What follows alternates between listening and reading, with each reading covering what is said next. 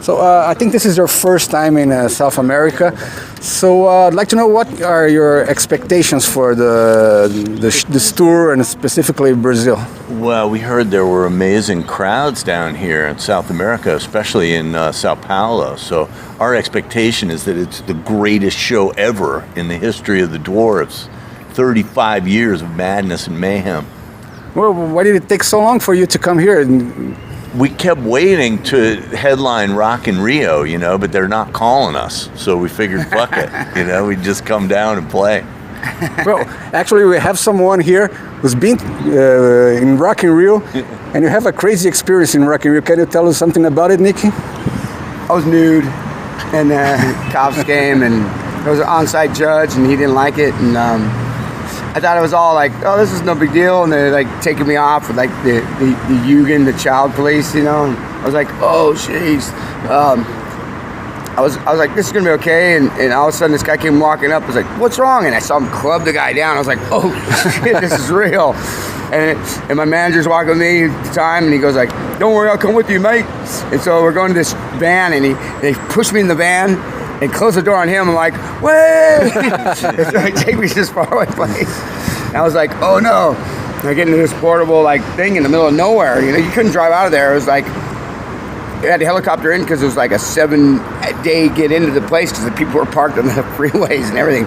So I'm in this place, and this girl comes over in a Harley Davidson hat and goes like, don't worry, everything's gonna be okay. I'm like, okay, cool. So she just wanted to have sex with me. I'm glad, yeah. So you need to get me alone. Was that the first time that you performed naked, or? No, I performed naked. That's a Dwarves invention. Yeah, yes. The Dwarves. We're the original guys playing naked band, so Nick, carried on the tradition down here. All right. So what can you tell us about Take Back the Night? We think it's an awesome record. Everybody on the radio digs it. We played it on the show before, but what do you feel about it? We were so stoked with this one because we weren't even planning on making a record, and then Josh Freeze called me up, the famous drummer guy, and he's a good friend of mine, and he was like, hey, I got some songs that would be perfect for you guys. And I was like, well, we weren't even thinking about making a record. He's like, yeah, let's do it. So, all of a sudden, like 2 weeks later, we got most of a record, it was crazy. It was like he had a bunch of songs, and I had a bunch of songs, and Nick had a bunch of songs, and Fresh Prince of Darkness had songs, and He Who Cannot Be Named had songs, and Saltpeter had songs. Like all the guys from the history of the group had songs. So all of a sudden we had this record, just kind of came from out of nowhere, Take Back the Night. Are you having a good feedback from the fans, and oh yeah, how they are reacting to it? Oh, people really like it. They like the record. We made a record called The Dwarves Invented Rock and Roll that came out 2014, and that got a real good response. And then this one did too. It was even better. So, it just got us playing a bunch of shows and running around. We just got back from Europe and playing festivals, and it's been great. It's like the Dwarves just refuse to die. We're the band that will not die. Oh, we're glad about it. Keep doing what you do because it's great punk rock. Yeah, man. How do you feel about the political correctness in the punk rock scene? Because I feel sometimes that you're one of the last bastions of the... There's no political correctness in punk rock. But I mean... That's how I feel about it. No, you saw what happened with the Dickies. They played Warped Tour. I know. And how could another band on the same festival tour picket you? Are you kidding me? Like, they should have been thrown off for picketing the Dickies. The Dickies are a punk rock fixture in LA. They were here, one of the bands that first, Joey Ramone, I saw the Ramones for the first time with the Dickies opening up for them. Like, the Dickies are a band that should be, okay, not everybody likes them, not everybody likes his voice, not everybody, I love them, but not everybody does. Okay, you don't like him. You don't like his dick puppet thing. It's like, if you know the Dickies, if you know the history of the band, they're funny punksters. They're not here to make you. They're here to make you smile and laugh. It's not to be taken too serious when you get mad about it. Like, I just don't quite get why these girls are so upset and why they call their own band punk rock. Because to me, they're not punk rock. The Dickies are, and they should have been on a punk rock festival like bands Warped Tour is supposed to be, but isn't. That's why the Dwarves have never done it, because it's not a punk rock festival. I know, yeah, I know. But how do you feel about it? Do you have any problems recently? Because I think the mentality changed quite a lot since you started. I mean, it's kind of like a permanent problem, you know? It's like when we were on Sub Pop, every band got signed to a major label deal except the Dwarves, you know? That's just kind of how it goes. It's like we've always been a little too much for the rock and roll scene, even way before the current like crazy going overboard stuff, you know, like it's always kind of been that way. So I don't know, I kind of laugh about it because it's like, good, now everybody else gets to experience what we've been experiencing the whole time, which is assholes trying to give us a hard time just because we're, you know, like a sex, drugs, rock and roll kind of a punk rock band and we have a sense of humor, you know. We just don't give a fuck, you know, that's it, you know. I mean, we do it our way and we're not worried, you know, and if it doesn't work out, that's fine too, you know. I always thought offending people was what you're supposed to do in rock and roll. Like you're supposed to offend people. It's not supposed to be like, this is safe, everybody's gonna be okay. It's supposed to be like, whoa, what did they just do? Like, I mean, Marilyn Manson's not punk rock, but he offends people, and I like him for that. I don't necessarily love his music, but I like that about him. His attitude. Elvis Presley, he offended people with you know, his hip shaking thing. You're supposed to do that from the start. It's what rock and roll is made of, and what it started with. And why can't it continue to be that way? I don't know, but we're gonna continue to do that. You know. Makes it important. And you mentioned Sub Pop, and I remember that you had some problems when you faked the death of He Who back in the mid-90s. What exactly? No, he really died. He's dead. And that's what's so great about it. You know, man, Sub Pop was boring then. They're boring now, you know? I mean, it just fucked them, you know? They never were any fun. And, you know, they were just cheap. You know, they're cheap people, you know? It's like, if you're going to have a record label, at least be cool about it, you know. I mean, I don't know, like, yeah, the Dwarves always You're kind from of Seattle. It seemed like they pushed all the Seattle bands. You know, it was like Seattle bands got the push, right. But you know, whatever. You know, they Sub Pop. As soon as they got some money, all they did was like hire all the fat girls they knew. That was their gimmick. You know, you know, man, we don't give a fuck about record labels. That doesn't matter either. You know what I mean? I mean, it's really funny. When we started, we were in high school in Illinois, and, you know, we didn't care. Like, we didn't even know. Like, we don't even come from California. We don't know about, like, big limousines and Grammy Awards and platinum records. Like, that wasn't even part of anything that we thought about. So then when we moved out to California and we met these people, it was like, oh, shit, this is like a business, and people treat it like a business, and they you know, they lie a lot and talk a lot of bullshit and fucking, you know. But I mean, we just like, we're like a case of we never grew up, you know. It's just always the same thing. Like, we find the same things funny and we do the same kind of things. We laugh at the same kind of things.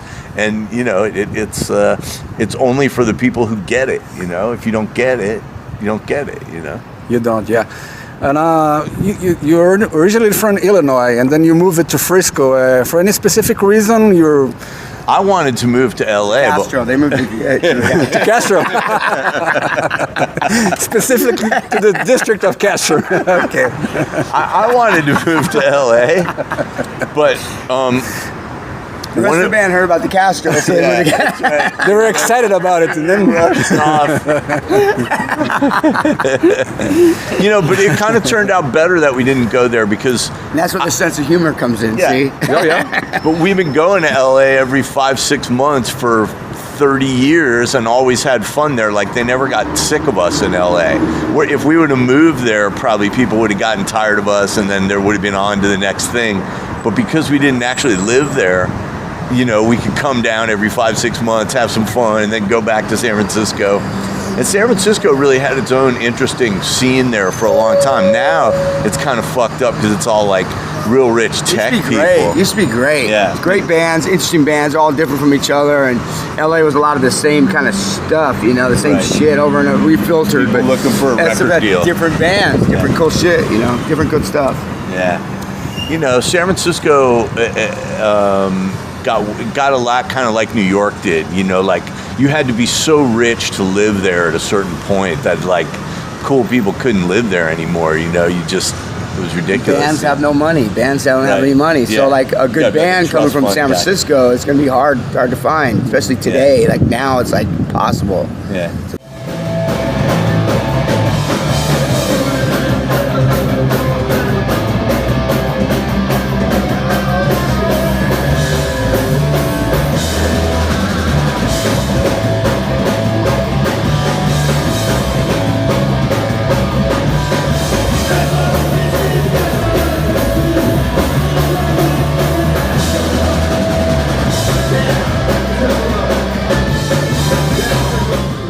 So, did you have any connections with local bands in Illinois before you moved, like with Jeff Pezzati of Naked Reagan or Vic Bondi, all those folks? I used to see. That's funny that you mentioned that, because when I was a kid in high school, I saw Naked Ray Gun and the Effigies and See the Articles of Faith? Articles of Faith. I love Articles of Faith. Yeah, I do too. Yeah. Love it, man. Those were the bands that were out there playing, Right. and we were largely unknown because we were like, A, we were teenagers, we were really young, but B, we weren't like a punk band, we were like a 60s band.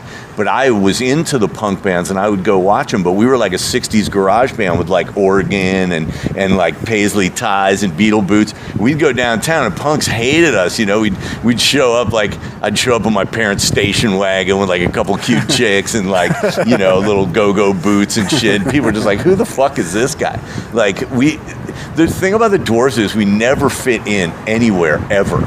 We just never fit in, no matter what, you know, and it started that way and it's ending that way, you know. It's just always going to be that way, you know.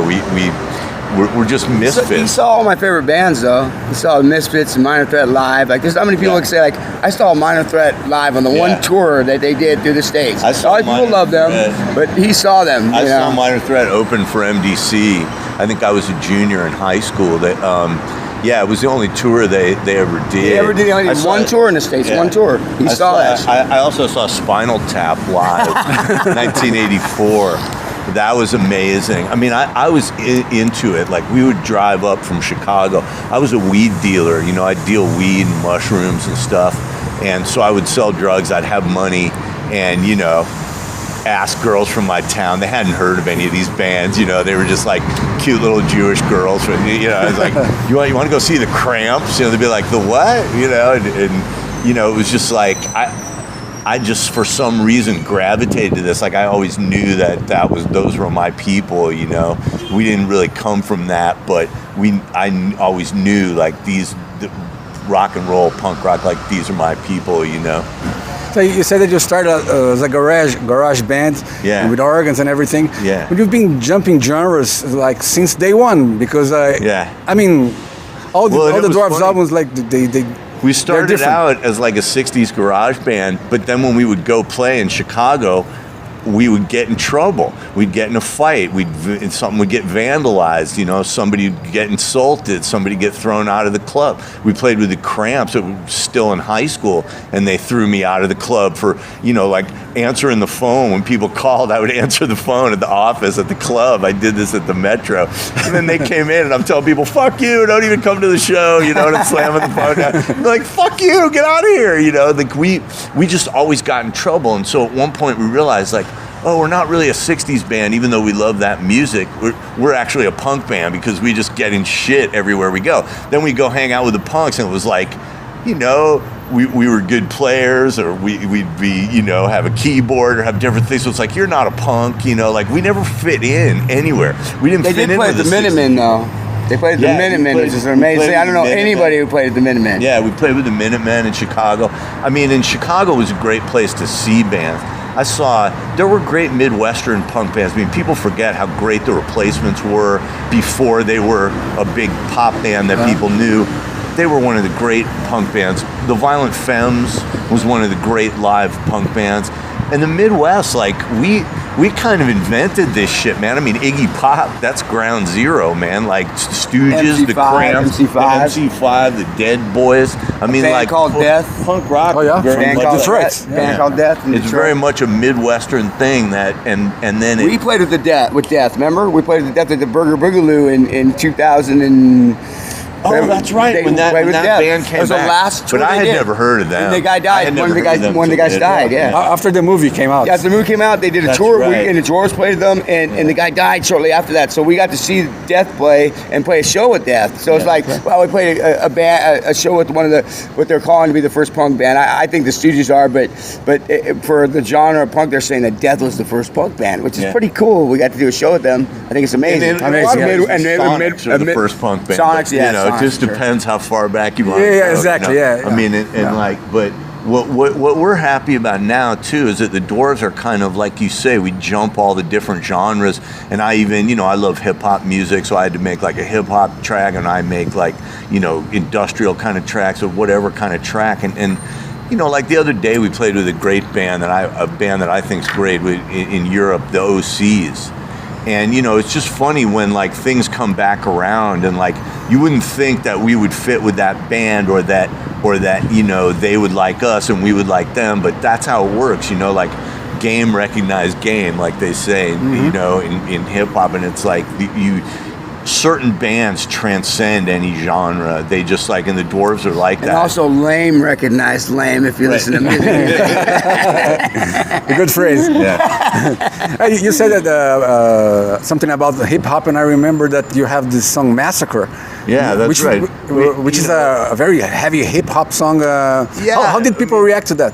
Well, a lot of Dwarves fans hated it because it was like they thought we were like selling out, which I thought was hilarious. It's like, what do you think? All of a sudden, all the hip hop fans are going to come to Dwarves shows and love us? Like and by jumping genres, you can really lose fans because people like you to do the same thing over and over. You know, like even bands that are good, you know, like a Green Day or you know, whatever it is, like the part of how they get so big is by doing the same thing over and over again, doing it really well.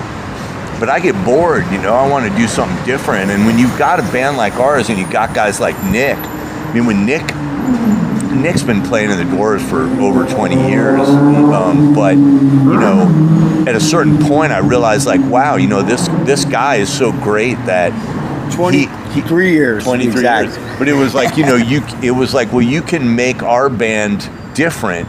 You know, like now there's a whole Nick element in the Dwarves, you know, like and there has been for a long time, but him singing and him writing, you know, and different people. I mean, when like a guy like Josh Freese will play with you, I consider it an honor, you know what I mean? A guy like that who can play with anybody, and he's so good, and yet, you know, he'll write a song and think, oh, this would work for the Dwarves, you know? So it's like, you know, with this band, it runs the gamut, you know? Then, like, there's, like, the guys I started it with, like Saltpeter and Hugh Cannot Be Named, and we're a very insular kind of small group. Like, those guys are just, like, regular straight guys living life and working a job, and then they come in and will do these crazy songs and do this weird stuff. It's like people from all over gravitate to it because there's something special about it, you know, whether it's you like big time pro guys like Nick or Josh, or whether you're like, you know, just like hey, I just work this and do my day job kind of guy,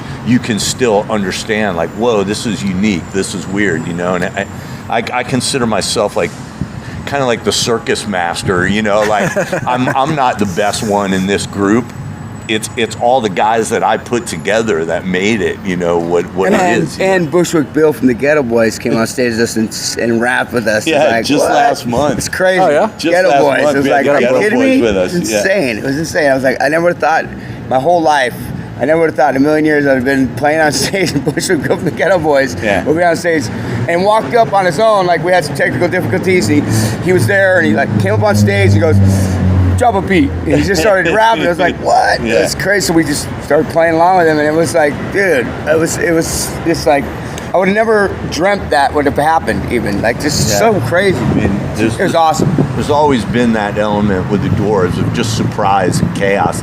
And that's another thing that we're known for. I mean, you know, there'd be fights at shows, or shows that only lasted 2 minutes, or shows where, you know, that got shut down by the cops, or, you know, shows where there was crazy violence and weird things, you know, like, or especially early on in the band, people thought we were like challenging them just by playing music, you know, like it was there's a certain energy that gets whipped up with the Dwarves that's hard to describe. You know, I was watching a show that you played in Portugal, where the audience they wreaked havoc on stage. Yeah. So did that happen often to you, or was that one of the craziest experiences? Well, that one was kind of weird, but there was a guy there who was kind of he was kind of wearing bras. He was kind of a punk. Well, yeah, that guy was weird, but there was one guy who kind of incited that particular one and he kind of pissed me off because he he was bragging about being friends with the Hells Angels, you know?